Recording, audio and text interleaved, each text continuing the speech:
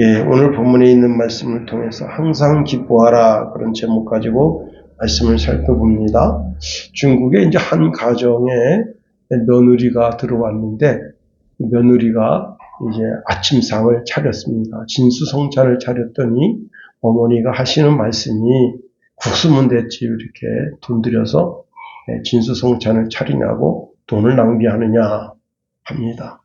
그 이튿날 이제 아침에 며느리가 국수만 끓였더니 이 어머니가 하는 말이 아니 국수만 먹고 어떻게 살라는 말이냐 하면서 그 며느리를 시시건건 이제 걸고 넘어지는데 그걸 옆에서 아들이 지켜봅니다. 아들이 어머니한테 가서 이야기합니다. 어머니, 며느리가 마음에 들지 않습니까? 그랬더니 그렇다. 나는 저 며느리가 마음에 들지 않는다. 아, 그래요? 그러면 제가 이 사람하고 이혼하고 새 며느리를 드리면 되겠습니까? 그랬더니 아, 그렇게 하라.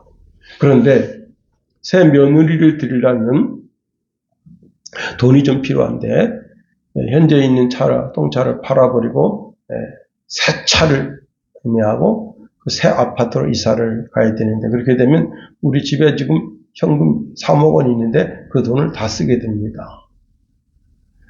그런데 이제 그 며느리를 들여오게 되면 그 며느리는 귀한 집에서 왔기 때문에 손 하나 까딱하지 아니하고 어머니가 아침, 점심, 저녁을 식사 수고를 해야 되고 그리고 어머니가 지금 며느리한테 하듯이 이렇게 잔소리를 해야 되면 그 며느리는 어머니를 요양원에 쳐넣습니다.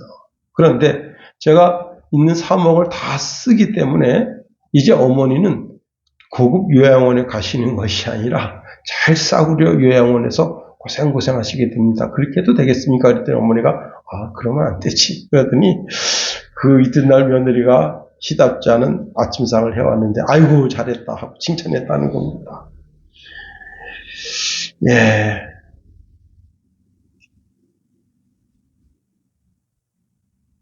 한 가정의 이야기지만 그 가정의 이야기를 이렇게 들여다보면서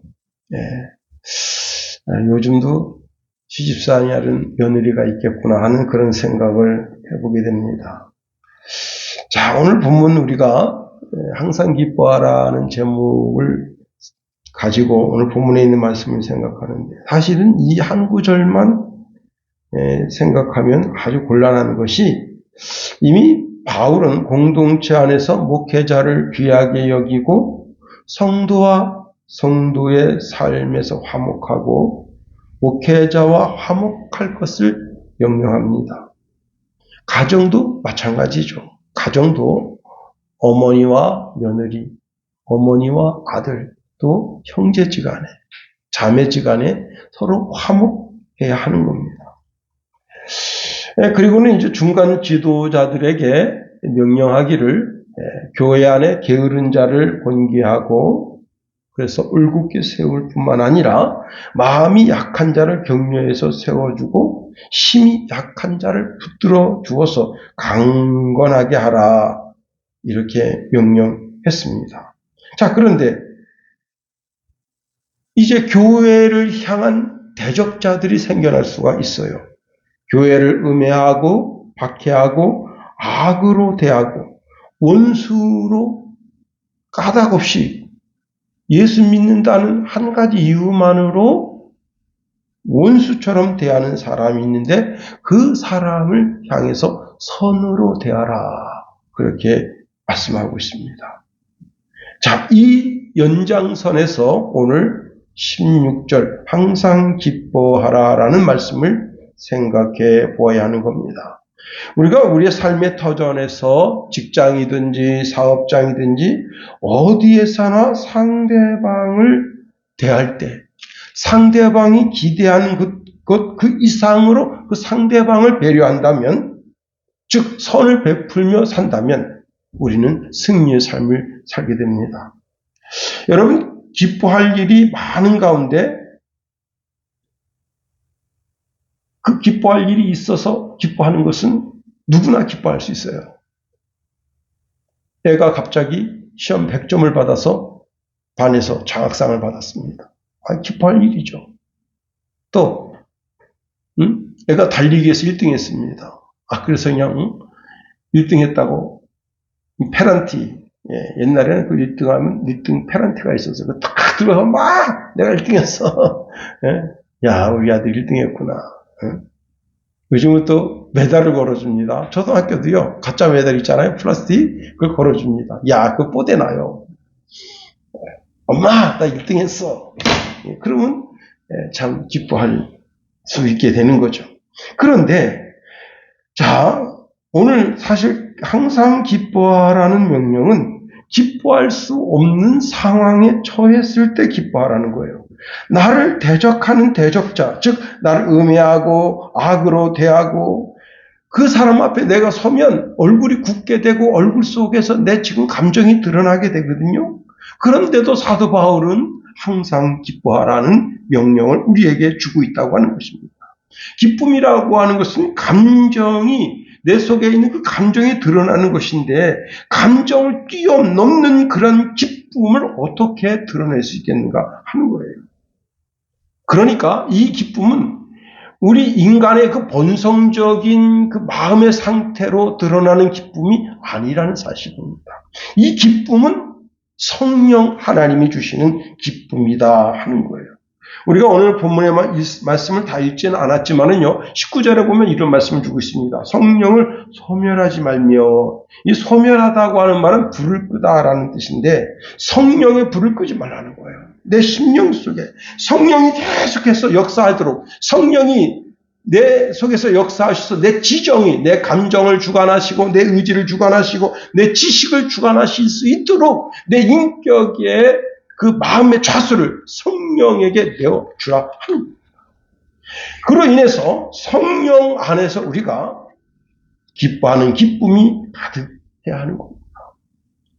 여러분, 하나님의 나라, 우린 다 하나님의 나라의 백성이잖아요.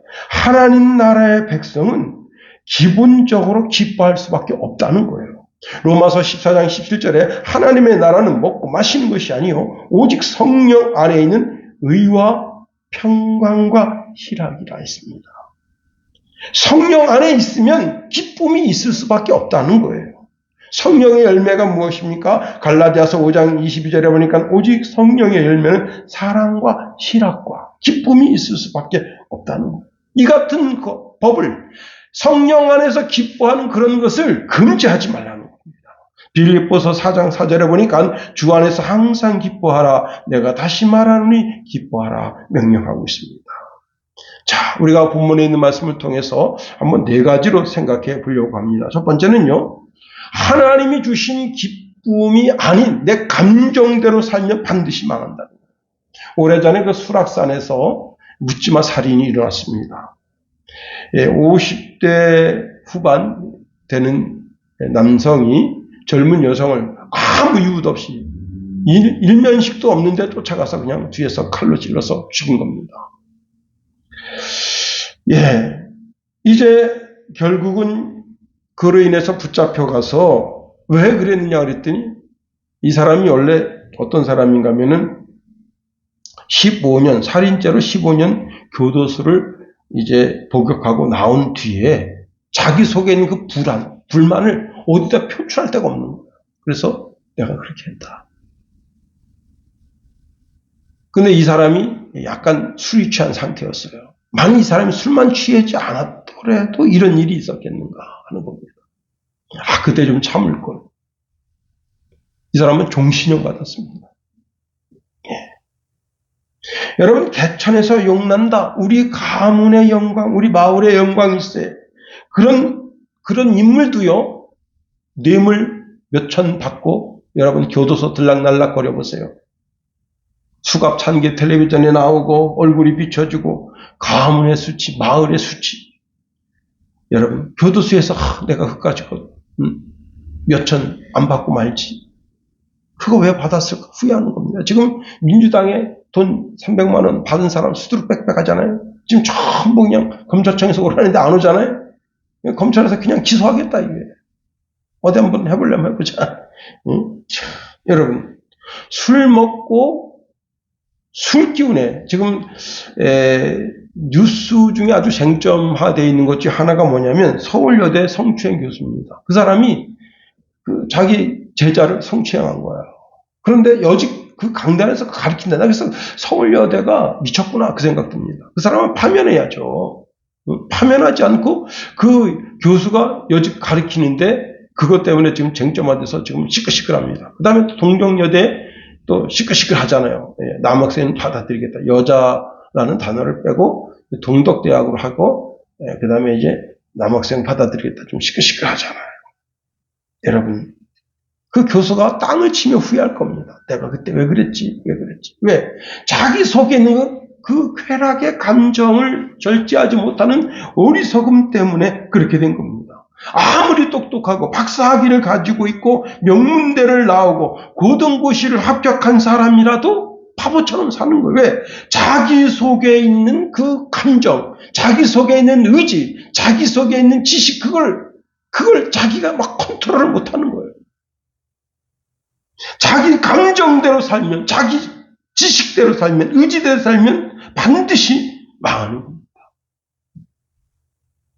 하나님은 우리의 일어서고 앉고 우리의 생각하는 것, 우리의 계획하는 것 다 아십니다.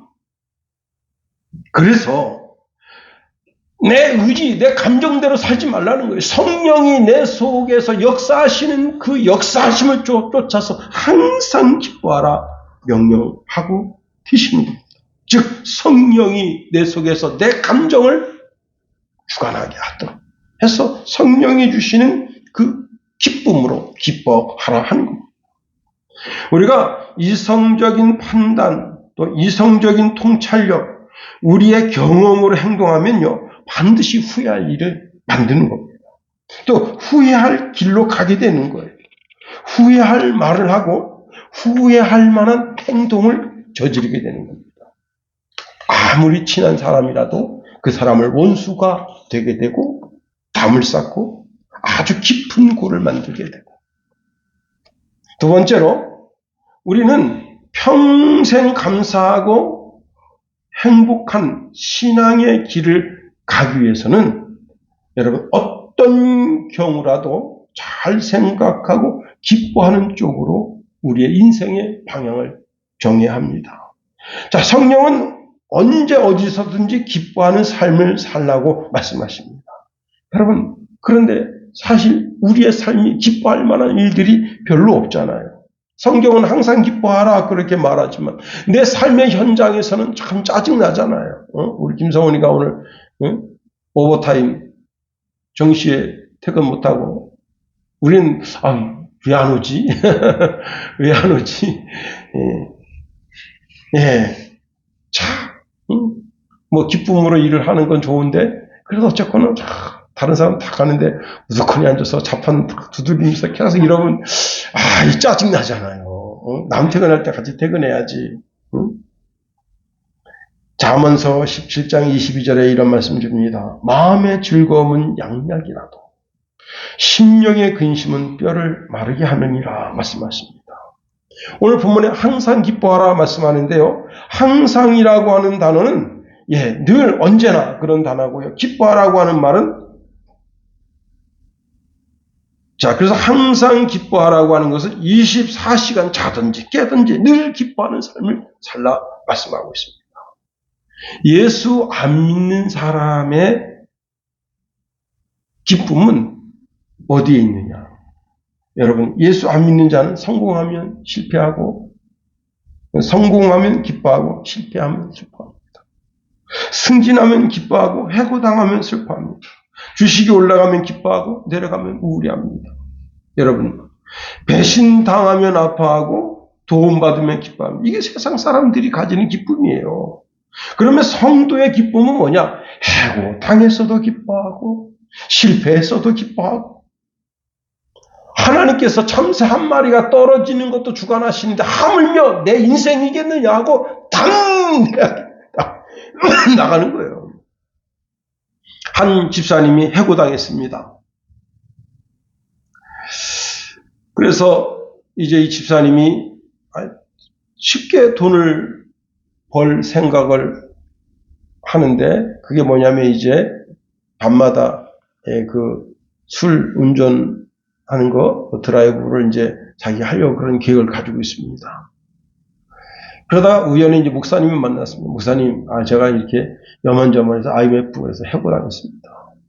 그래요? 그러면은 이번에 교회에서 이제 21일 특별 다니엘 새벽 예배를 하는데 집사님 그동안 기도 생활 잘못하셨으니까 이번에 한번 작정하고 기도 생활 같이 하십시다. 목사님이 또 그렇게 얘기하니까 그래 알겠습니다. 그래서요 이제 다니엘 새벽 예배를 하는데 아침마다 새벽마다 새벽 예배를 드립니다. 당장 이제 막 해고당하니까 막 죽을 것 같고 막 답답하고 막 그런데 자기만 해고당한 게 아니잖아요. 수많은 사람이 해고를 당했는데 좀 여유 있게 기다리는데 자기 거래처에 있던 거기에서 연락이 왔습니다.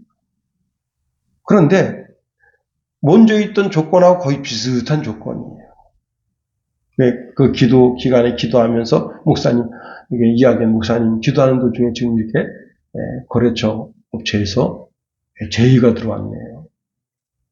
그래서 그걸로 다시 이직하게 되고 그렇게 했다는. 여러분 다른 사람들 여러분 IMF 때 엄청 많이 자살했습니다. 다른 사람처럼 허무에 휩싸여서 나 어떡하지 어떻게 하지 막 발 통통통 구르면서 그렇습니다. 여러분 우리는 내 삶의 모든 것이 협력해서 선을 이룰 줄 믿고 하나님께 감사하면서 나가야 되는 거예요. 그렇습니다. 하나님이 내 삶에 더 좋게 해주신다. 시편 30편 5절에 보니까 그의 노여움은 잠깐이요 그의 은총은 평생이로다. 저녁에는 울음이 깃들일지라도 아침에는 기쁨이 오리로다. 시편 30편 11절에 보니까 주께서 나의 슬픔이 변하여 춤이 되게 하시며 나의 베옷을 벗기고 기쁨으로 띄우셨나이다. 그렇습니다. 여러분 어차피 사는 인생인데 우울하게 얼굴에다 내천착거리고 인생 혼자 다 사는 것처럼 살면서 손에다가 여러분 소주병 하나 들고 이러고 산다고 생각해보세요. 오늘 제가 새벽 예배 나오는데 머스마 4명, 머스마 3명, 기집애 1명 밤새 술을 퍼마신 거예요. 그런데 이제 꽐라가 된 거야. 근데 한 놈이 이렇게 얘기하는 거야. 우리가 술을 먹어봤어야지. 그런데 여러분, 자, 생각해 보세요. 야, 밤새 술을 먹어요, 밤새. 내가 볼 땐 새내기지, 1학년이지, 그러니까. 우리가 술 먹는 법을 배워봤어야지. 그러더라고. 내가 속으로 이놈들아. 이제 들어가서 여기 주변에 사나봐요. 우리 교회 주변에. 이제 들어가서 잘 거 아니야. 원룸에서 자든 뭘 자든. 그러면 밤새 술을 먹었으니까 한 2-3시까지 터지러 잘 거 아니에요. 그래서 아이고 너 엄마 아빠는 지금 대학 보내놓고 애가 공부 잘하겠지. 아마 지금 기말고사 기간 아니겠어요? 그러니까 딱 보면서 얘라 이놈 새끼들아. 여러분 박사 되면 기뻐하겠지? 아닙니다. 고등고시 합격하면 기뻐하겠지. 내 집 마련하면 기뻐하겠지. 내가 좋은 자동차 사면 기뻐하겠지. 여러분 이런 것은요 다 조건적인 기쁨이에요. 중국의 한 과장인데 신입 사원이 들어왔는데 아주 절생미인이에요. 자기는 43살인데 이 여자는 28, 절생미인인데 이 회사에서는 6개월 동안 인턴 생활을 하고 인턴 생활한 상태에서 계속 우리 회사에서 일을 할지 안 할지를 결정합니다. 근데 그 6개월 기간 동안에 이 과장이 너무 마음에 들어서 가까이 하다가 보니까 정분이 붙어가지고 그만 선을 넘었습니다. 그래서 원래 자기 애들이 셋인데 이혼하고 이 여자랑 살았어요. 근데 이 여자가 이 남자를 가까이 한 이유가 있습니다. 과장급이니까 자기를 계속해서 이 회사에 이제 6개월 이렇게 있다가 잘렸잖아요. 6개월 지난 다음에 계속 이 남자가 과장급이니까 자기 힘을 써서 여기 회사에 붙여줄 거라고 생각하고 이 남자하고 교제한 거예요. 사실은 이유가. 그렇게 이제 회사에서 당신 붙여주도록 내가 힘쓰지. 그렇게 차일피일 누르면서요. 3개월이 지났습니다. 어느 날 이 여자가 막 채근하듯 물었어요. 정말 나 붙여줄 수 있냐 말이야. 당신 과장님인데 과장 힘으로 날 붙여줄 수 있냐니까. 화가 난다고 이 여자를 때려 죽였습니다. 그리고는요. 여자를 비닐 같은 걸 꽁꽁꽁 묶고 냉장고에 집어넣었어요. 한 달이 지났습니다. 친정집에서 난리 났어요. 애가 없어. 안 보여. 여러분. 그래가지고 그 친정 어머니가 경찰에 신고한 겁니다. 애가 실종된 것 같다. 근데 그 사위한테 전화하니까 사위는 잘 지내고 있다고. 웬일입니까? 꽁꽁 묶어가지고 비닐 랩 있잖아요. 꽁꽁 묶어 냉장고에 집어넣은 거예요. 중국에서 실제 있었던 일이죠. 참, 이 여자도 아니 셋 딸린 남자가 뭐 좋다고 그냥 자기 정식 직원 시켜줄 것처럼 하니까 그냥 그 말에 홀딱 넘어가 자기 인생 거기다가 참 여러분 어떤 조건적 기쁨은 우리의 기쁨이 아니에요. 1억 벌면 기뻐하겠지. 네?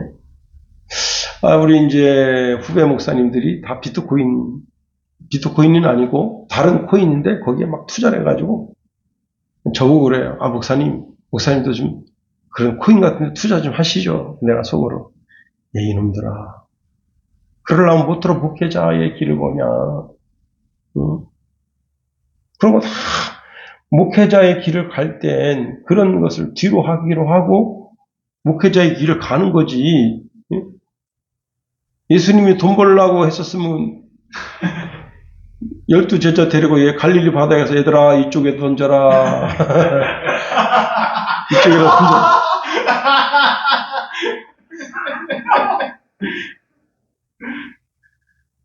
갈릴리 바다냐 고기 싹 잡아가지고 부자 되지. 그거 못 틀어.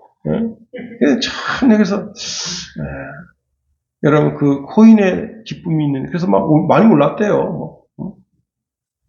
얼마 투자 안 했는데 3억 정도 됐다 그래서 그런 얘기를 하는데 내심 한쪽 마음은 부러운 면도 있지만 저는 그건 내 기쁨이 아니다. 내 즐거움이 아니다.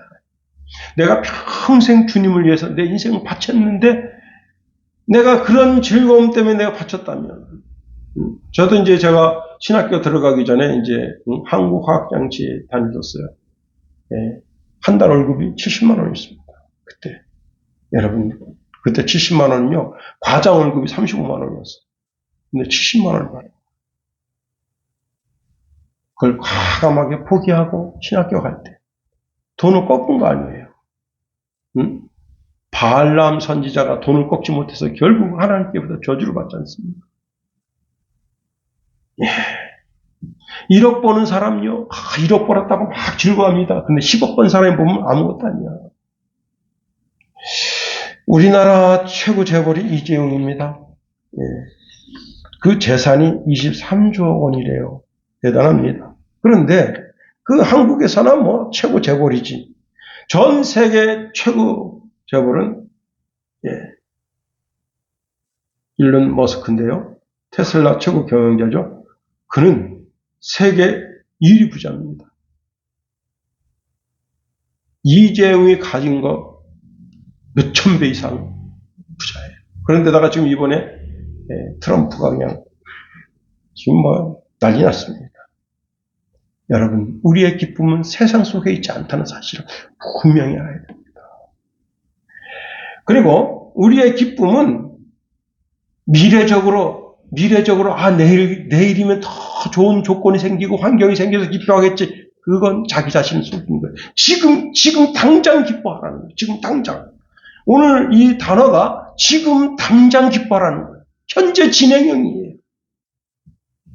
전도서 6장 6절에 보니까 그가 비록 1000년의 갑절을 산다 할지라도 행복을 보지 못하면 마침내 다한 곳으로 가는 돌아가는 것뿐이 아니냐 말씀입니다. 사람이 여러분 100세 시대 100세 시대 그러잖아요. 여러분 100세까지 사는 사람 그렇게 많지 않아요. 우리나라에 100세 시대까지 100세 이상 사는 사람이 한 500명 정도 되는가 그렇습니다. 그렇게 많지 않아요. 그러니까 100세 시대라는 말은 여러분을 속이는 거야. 보통 80에서 99억 안에 보통 사람 생명 수가 다 돼서 돌아가게 됩니다. 그런데 여러분 2000년을 살아. 이야, 대단하죠. 2000년은 100년에 20배입니다. 그런데 행복한 날이 하나도 없어. 모든 날이 다 지옥이야. 야, 이거 얼마나 고통스럽습니까? 전도서 6장 3절에 보니까 사람이 비록 100명의 자녀를 낳고 또 장수하여 사는 날이 많을지라도 그의 영혼은 그러한 행복으로 만족하지 못하고 또 그가 안정되지 못하면 나는 이르기를 낙태된 자가 그보다 낫다 하나니 라고 말씀하고 있습니다. 지금 기뻐하라는 거예요. 지금 주여 성령님 성령 하나님 내 속에서 내 지정의를 주관하시고 내 마음의 진정한 하늘의 기쁨을 허락해 주셨어. 그렇습니다. 지금 기뻐하라. 그 다음에 더 중요한 것이 있는데 예수 안에서 기뻐해야 되는 겁니다. 예수 밖에서 하는 기쁨, 도둑질하고 기뻐합니다. 사기치고 기뻐합니다. 사기를 멋지게 치고 기뻐합니다. 이번에 여러분 방글라데시인인가요? 그분이 이제 우리나라 마약 왕의 사주를 받고 마약 600g인가를 자기 캐리어에다 놓고 탁 들어왔습니다. 통과됐어요. 인천 국제공항을 딱 통과했습니다. 이야, 한국이 마약이 깐깐하다더니 별거 아니구나. 그게 아닙니다. 경찰이 요놈이 어디로 가는가 추적합니다. 그리고 그 마약 사범이 마약 딱 넘겨줄 때 그때 딱 잡은 거예요. 자기가 인천국제공항 통과했을 때는 좋아했어. 야, 드디어 내가 수급이 받는구나. 수급이 2천만 원 받는구나. 야, 이거 하나 통과시켜줬는데 수급이 2천만 원 받는 거 좋아가지고. 아니에요. 그렇습니다. 예수 밖의 기쁨, 죄를 짓고 그 죄가 멋지게 성공을 이루었을 때 하는 기쁨 아닙니다. 예수 안에서 기뻐하라 하는 겁니다. 하박국 선지자는 하박국서 3장 17절 이하에 보니까 비록 무화과 나무가 무성치 못하며 포도나무에 열매가 없으며 감람나무에 소출이 없으며 밭에 먹을 것이 없으며 우리의 양이 없으며 외양간에 소가 없을지라도 나는 여호와로 말미암아 즐거워하며 나의 구원의 하나님으로 말미암아 기뻐하리로다. 주 여호와는 나의 힘이시라 말씀했습니다. 아무것도 없어요. 아무것도 없어요. 그런데 오직 하나님 한 분만으로 인해서 기뻐한다는 거예요. 우리 모두는 하나님 때문에 기뻐하고 즐거워할 수 있어야 되는 거예요. 내가 월세방에 살든 전세방에 살든 내가 10평 집에 살든 50평 집에 살든 여러분 하나님 때문에 행복해야 되는 거예요. 하나님이 없으면 우울하고 하나님이 없으면 괴롭고 자 하나님 때문에 여러분 다윗은 인생의 성공자입니다. 한 나라의 왕이죠. 열국을 다스리는 왕입니다. 그러니 왕 중에 왕이고 주 중에 주라고 불립니다. 부족한 게 하나도 없는 사람이에요. 그러니 이런 고백합니다. 시편 16편 2절에 보니까 내가 여호와께 아뢰되 주는 나의 주님이시오니 주밖에는 나의 복이 없다 하였나이다. 다 가졌는데 그런 건 내 복이 아니라는 거예요. 내 진정한 복은 오직 여호와 하나님 당신이라는 거예요. 세상 거 다 없어도 돼. 자녀가 없어도 돼. 이 왕관이 없어도 돼. 이 왕의 보좌가 없어도 돼. 다 아무것도 없어도 돼. 그러나 주님 없으면 안 돼. 내 주님 없이 난 못 살아. 내 주님 없이 난 안 돼. 난 주님만 있어야 된다. 주님만 있으면 다 있는 거예요. 자, 그가 왕이 되기 전에 10년간 사울 왕에게 쫓겨다녔습니다. 그 쫓겨다니는 삶이 미래가 얼마나 불투명합니까? 그것이 다윗의 삶이에요. 여러분, 쫓겨다니는 삶 안 살아봤지? 저도 뭐 쫓겨다니는 삶을 산 적은 없는데, 어릴 때 꿈에 쫓겨 도망가는데 발이 안 껴지는 거예요. 발이. 와, 그 희한하대. 꿈에요, 발이 안 껴지는 거야. 막 뛰고 싶은데 못 뛰어. 근데 저기서 막 조목조목 막 오는 거야. 그러다 벌떡 깨는 거야. 아, 꿈이구나. 여러분, 근데 그게 현실이라고 생각해 보세요. 온 나라의 군대가 다윗 잡아 죽이려고 지금 나라 전체를 싹싹이 뒤지고 있습니다. 그게 다윗의 삶이었어요. 그가 이렇게 고백합니다. 여호와는 나의 목자시니 내게 부족함이 없으리로다. 시편 28편 7절에 보니까 여호와는 나의 힘과 나의 방패시니 내 마음이 그를 의지하여 도움을 얻었도다. 그러므로 내 마음이 크게 기뻐하며 내 노래로 그를 찬송할지로다. 그렇습니다. 하나님 한 분 딱 잡으니까 그 모든 것이 다 주어지는 거예요. 그런데 자기 삶에 주어지는 뭐 아내가 주어지고 자녀가 주어지고 왕관이 주어지고 보좌가 주어지고 땅이 넓어지고 왕의 왕이 되고 주가 되는 이 모든 것은 하나님 한 분 딱 붙잡으니까 주어지는 모든 서비스 메뉴지 주 메뉴가 아니에요. 내 주 메뉴는 오직 하나님만 붙잡습니다. 그렇습니다.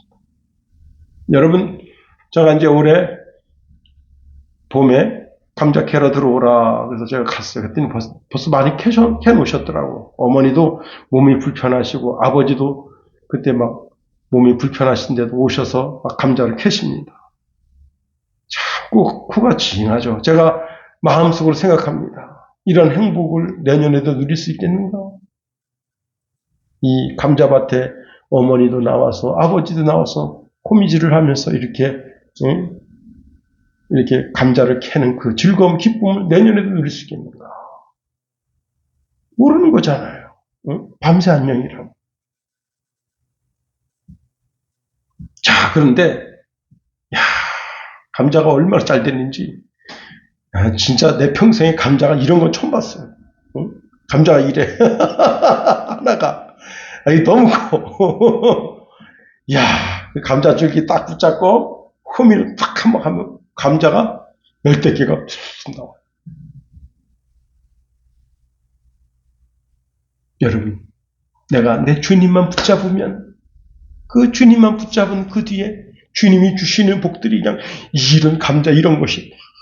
그래서 내가 우리 선배 목사님한테 목사님 내년에 감자 심을 때는 동네에서 감자씨 사다 심지 말고 우리 아들 그 감자 종자원에서 한 박스 신청해서 심으십시오 했더니 뭐라고 말씀하신지 알아요? 거기는 11월 달에 심는데요.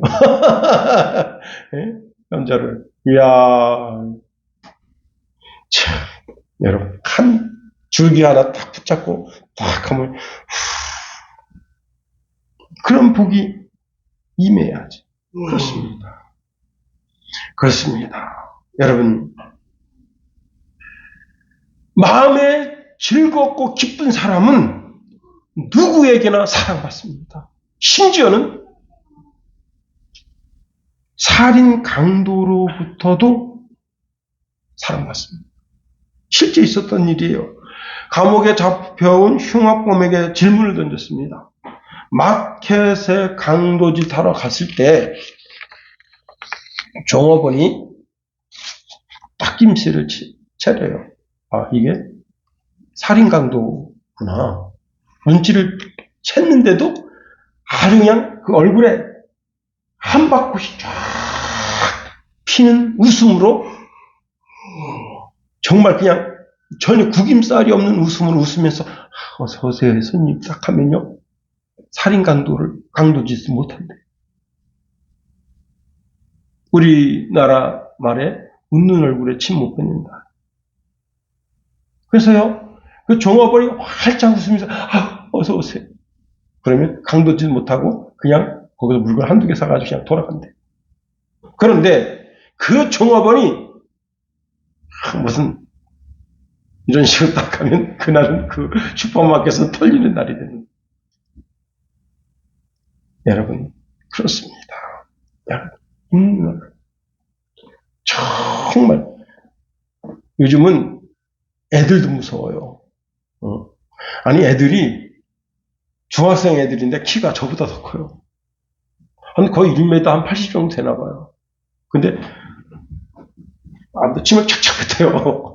그래서 제가 옆에서 비껴가는데 저 아저씨 뭐야? 이럽니다. 한 10대 명이서 저 아저씨 뭐야? 근데 이놈들이 내 등 뒤에다 침 뱉는 것 같아요. 느낌에. 이게 칙 하면서. 내가 뒤돌아서지 못하겠더라고. 하도 덩치에 이런 애들이 있고 가신 애들도 한 2명 있는데 이러면서 아이고 이놈의 새끼다 이거 옛날 같았으면 그냥 돌아서가지고 지팡이로 펼 텐데 그런 용기와 배짱이 다 사라졌어. 그래서 아이고 그냥 저벅저벅 그냥 길을 오고 말았어. 집으로 가는 도중인데. 그렇습니다. 여러분, 그리고 기뻐할 때 기억력이 상승된다. 눈이 밝아지고 집중력이 강해지고 무슨 일을 해도 능률이 올라가. 더더욱이 여러분 기뻐할 때 질병도 그 사람을 감히 넘어뜨리지 못하게 되는 겁니다. 그렇습니다. 여러분, 느헤미야는 이런 말씀을 주고 있습니다. 느헤미야 8장 10절에 느헤미야가 또 그들에게 이르기를 너희는 가서 살찐 것을 먹고 단 것을 마시되 준비하지 못한 자들에게 나눠주라. 이 날은 우리 주의 성일이니 근심하지 말라. 여호와로 인하여 기뻐하는 것이 너희의 힘이니라. 하나님 한 분으로 인해서 기뻐하세요. 여러분, 여기 너희 힘이라고 하는 힘이라는 단어가 원어적으로 보면요, 산꼭대기라는 거예요. 산꼭대기. 예. 여러분, 그 산꼭대기 그러니까 별로 이제 개념이 잘 안 오는데 옛날에는 적이 쳐들어오면 이 깎아지 듯한 절벽 끝에 이렇게 산꼭대기에 그 망루가 있고 집이 있거든요. 거기 바로 그런 거예요. 그리고 이 힘이라고 하는 단어는 방파제라는 뜻이 있어요. 적이 막 쳐들어오더라도 그 방파제가 있으면 더 이상 못 오는 거예요. 다시 말하면 여호와 하나님께서 우리의 방패자가 되어주시고 보호자가 되어주신다는 거예요. 뭐를? 여호와를 기뻐하면 여호와 하나님이 주시는 안에서 기쁨을 누리는 자에게 여호와 하나님께서 우리의 방패가 되어주시는 거예요. 우리의 보호자가 되어주시는 거예요. 그런데 우리가 혹시 죄악에 빠져서 그 죄가 이 방파제를 해체시킬 때가 있어요. 그럴 때 빨리 회개하고 다시 하나님 은혜 가운데서 여호와의 인자하심을 맛보며 그분을 기뻐하면 하나님이 나의 산성이 되시고 나의 요새가 되시고 나를 보호해 주시는 힘의 근원이 되어 주신다. 하나님의 백성들이여 좌절하지 말고 여호와로 인하여 기뻐하며 성령이 내 속에서 주시는 그 기쁨을 인하여 기뻐하여 항상 기뻐하는 저와 여러분이 되시기를 예수님의 이름으로 축원해 드립니다.